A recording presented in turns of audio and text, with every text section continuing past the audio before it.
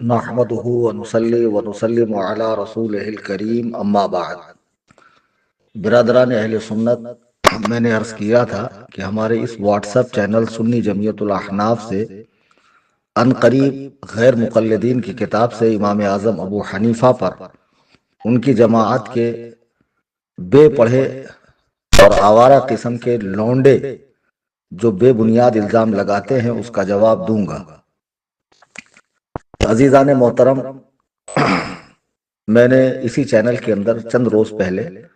بتایا تھا کہ انگریزی دور اقتدار میں 1884 3 دسمبر کو اس نو مولود فرقے کو اہل حدیث نام دیا گیا۔ انہوں نے نام تو اہل حدیث رکھا، لیکن ان کا قرآن سے، حدیث سے، اکابرین سے، سلف سے، صالحین سے کوئی تعلق نہیں ہے۔ یہ آزاد خیال لوگوں کا وہ ٹولہ ہے جس نے ہر کس و ناکس کے ہاتھ میں قرآن و حدیث دے کر اسے بازیچے اطفال بچوں کا کھیل بنا دیا کہ جو من میں آئے کرو، دھاندلی کرو، دین میں تباہی مچاؤ، بزرگوں پر بھونکو۔ خاص طور سے سیدنا امام اعظم ابو حنیفہ کہ جن کے مقلدین لاکھوں کروڑوں میں نہیں، جب سے آپ کی اقتدا کی جا رہی ہے آج تک اور صبح قیامت تک انشاءاللہ آپ کے مقلدین کی نورانی جماعت رہیں گی۔ کروڑوں اربوں مقلدین جن کے ہیں، جن میں بڑے بڑے محدثین اور ناقد الرجال اور مفسرین، مجتہدین، مجددین، صوفیاء، اولیاء اللہ شامل ہے، ان کی ذات بابرکت پر یہ گلی کوچوں میں بھٹکنے والے لونڈے بھونکتے ہیں۔ حال تو یہ ہے کہ اگر ان کے سامنے اردو کی چند سطریں لکھوائی جائے تو ان کا املا درست نہیں ہے، اگر ان سے کوئی عبارت پڑھوائی جائے تو ان کے تلفظ تک درست نہیں ہے۔ پھر یہ ایسے لوگ امام اعظم ابو حنیفہ پر کبھی ان کی حدیث دانی کو لے کر، کبھی ان کی عربی کو لے کر، کبھی ان پہ الزام مرجیت کو لے کر، کبھی ان کے تقوی طہارت کو لے کر، زہد و ورع کو لے کر، کبھی ان کے فقہی مسائل کو لے کر باتیں کرتے رہتے ہیں، اور بھولی بھالی عوام سمجھتی ہے بہت قابل لوگ ہیں، اور لوگ ان کے بہکاوے میں آ جاتے ہیں۔ اللہ تعالیٰ ان کے فتنے سے، ان کے شر سے امت مسلمہ کی حفاظت فرمائے۔ الحمدللہ ہر دور میں علماء احناف نے ان کے دانت کھٹے کیے ہیں، اور الحمدللہ تنظیم سنی جمعیت الاحناف جب سے بنی ہے دفاع مذہب حنفی وہ سیدنا امام اعظم ابو حنیفہ نعمان ابن ثابت ابن زوطا ابن ماہ کوفی رضی اللہ تعالیٰ عنہ کی ذات بابرکت پر جو بے بنیاد الزامات لگتے ہیں اس کے جوابات کا سلسلہ ہمارے یہاں سے جاری ہے۔ آج جو چیز میں آپ کی خدمت میں پیش کر رہا ہوں وہ یہ ہے کہ امام اعظم پر جہاں بہت سارے بھونڈے اعتراضات ان کے ہیں، ایک اعتراض یہ بھی ہے ان کا اور ان کے ان پڑھ مولویوں کا کہ امام اعظم کا تعلق مرجیہ فرقے سے تھا، اور وہ مرجی تھے۔ جیسے اہل سنت کا ماننے والا سنی ہوتا ہے، ایسے ہی مرجیہ کا ماننے والا مرجی ہوتا ہے۔ مرجیہ فرقہ اصل میں یہ شروع اسلام میں تھا، جیسے خوارج تھے اور معتزلہ تھے، تو ان دونوں فرقوں کے رد میں حکومت کی سرپرستی حاصل کرتے ہوئے ایک مرجیہ فرقے کی بنیاد رکھی گئی، جن کے عقائد گمراہ کن تھے، حدیث و قرآن کے خلاف تھے۔ جیسے ان کا ایک عقیدہ یہ تھا کہ ایمان کے ہوتے ہوئے کوئی گناہ نقصان نہیں پہنچا سکتا، اور ایمان صرف دل میں اور زبان سے اقرار کا نام ہے، پھر بڑے سے بڑے گناہ سے کوئی فرق نہیں پڑتا ہے، چاہے آدمی کتنا ہی گناہ کر لے، تو انہیں مرجیہ کہا جاتا تھا۔ تو آج کے جو اہل حدیث نام نہاد ہیں وہ کہتے ہیں کہ امام اعظم کا تعلق اسی گروہ سے تھا، اسی فرقے سے تھا، اور وہ کچھ دلیلیں بخاری سے اور بخاری میں ابو نعیم کی جو روایتیں ہیں اس کو پیش کرتے ہیں، یا تاریخ الکبیر وغیرہ سے حوالہ دیتے ہیں۔ تو آج میں آپ کو بتاؤں گا کہ امام اعظم کی شخصیت کیا ہے۔ اس کو علماء شوافع سے، علماء حنابلہ سے، علماء مالکیہ سے، علماء احناف سے مت سمجھیے، غیر مقلدین کی جماعت میں جو کچھ بچے کچے دیانت دار مولوی ہیں ان سے سمجھیے کیا ہے۔ یہ آپ کو اسکین پیج نظر آ رہا ہے، کتاب کا نام ہے تاریخ اہل حدیث۔ اس کے مصنف ہے، اس میں لکھا ہے امام العصر حضرت مولانا محمد ابراہیم میر سیالکوٹوی رحمہ اللہ، چھپی ہے لاہور سے۔ اس کے صفحہ نمبر 85 سے 86 تک کی عبارت کو آپ دیکھیں، جس کو میں نے ہائی لائٹ کیا ہے۔ یہ لکھتے ہیں اہل حدیث عالم لکھتے ہیں۔ اب اسے پڑھنے کے بعد جو اپنے آپ کو اہل حدیث کہتے ہیں ان کو چاہیے کہ کم از کم اپنے عالم کی بات تو مانیں۔ وہ لکھتے ہیں اسی طرح امام ابو داؤد کہتے ہیں کہ نعیم کی 20 احادیث ہیں جن کا کوئی اصل نہیں، یعنی نعیم نے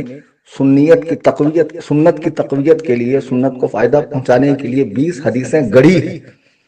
جس کی کوئی اصل نہیں۔ آگے یہ لکھتے ہیں خلاصۃ الکلام یہ کہ نعیم کی شخصیت ایسی نہیں کہ اس کی روایت کے بنا پر حضرت امام ابو حنیفہ جیسے بزرگ امام کے حق میں بدگوئی کریں، یعنی برا بھلا کہیں، جن کو حافظ شمس الدین ذہبی، امام ابو عبداللہ شمس الدین الذہبی رحمہ اللہ محتاج تعارف نہیں ہے، فن اسماء الرجال کے امام ہیں، ناقد الرجال ہیں، بہت بڑے عالم ہیں، اور ان کی شخصیت دیوبندی، اہل حدیث، اہل سنت بریلوی سبھی مکتبہ فکر میں مسلم ہے۔ تو اہل حدیث عالم لکھ رہے ہیں، کہتے ہیں کہ امام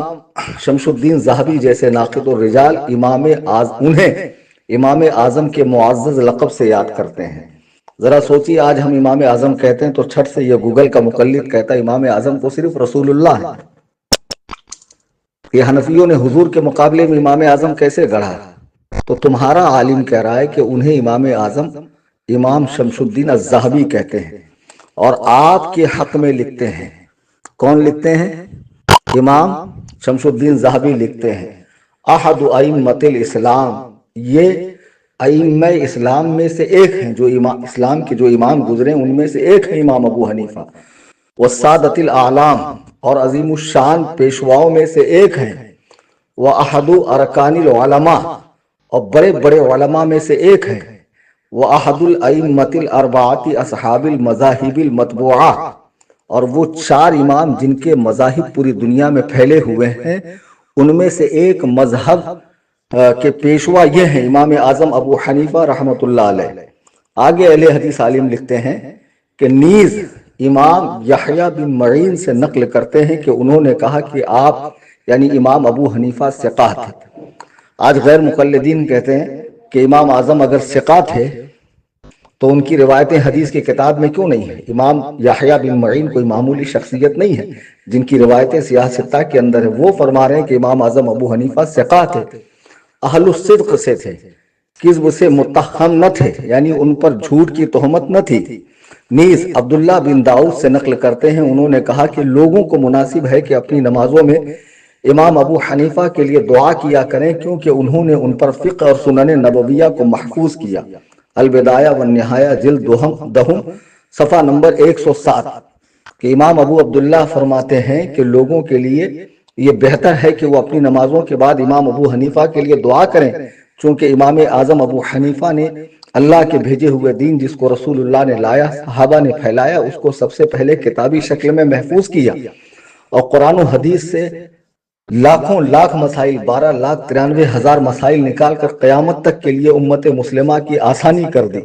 یہ آپ کی کتاب ہے، اگر حوالہ غلط ثابت ہو جائے، عالم تمہارا نہ ہو، عبارت تمہارے عالم کی نہ ہو، مکتبہ تمہارا نہ ہو، تو مجھ سے منہ مانگا انعام فقیر محمد کلیم حنفی رضوی سے لیتے جاؤ۔ قیامت کی صبح تک تم اس حوالے کو غلط ثابت نہیں کر سکتے ہو۔ عزیزان محترم، الحمدللہ ہمارا چینل ہمیشہ فرقہ باطلہ کی دھجیاں اڑاتا ہے، ان کے بھونڈے اعتراضات کے علمی جوابات دیے جاتے ہیں۔ میں گزارش کروں گا جیسے آپ جوڑ کر دینی فائدہ اٹھا رہے ہیں، آپ کی کوشش یہ ہونی چاہیے کہ ہر سنی بھائی بہن ملک و بیرون ملک میں رہنے والا اس چینل سے جڑے